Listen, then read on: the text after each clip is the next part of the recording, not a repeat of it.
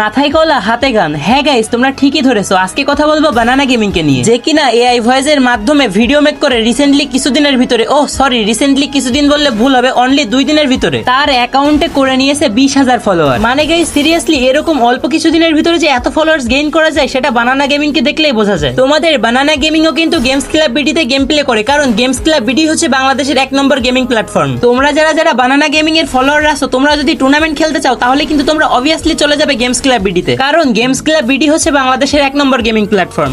আচ্ছা, আমরা জন্য কাকে নিয়ে কথা বলতেছিলাম? হ্যাঁ, বানানা গেমিং। তো বানানা গেমিং তোমার জন্য রয়েছে অনেক অনেক বেশি শুভকামনা আর ভালোবাসা। আমি হয়তো অনেক বড় কন্টেন্ট ক্রিয়েটর না, কিন্তু প্রত্যেকটা কন্টেন্ট ক্রিয়েটরের পাশে থাকা ট্রাই করি। তোমরা যারা বানানা গেমিং এর ফলোয়াররা আছো, আমি কিন্তু তোমাদেরকেও অনেক বেশি ভালোবাসি। বানানা গেমিং, তোমার উদ্দেশ্যে একটাই কথা, তুমি আরো অনেক দূর এগিয়ে যাও, তোমার পাশে আমরা সবাই আছি।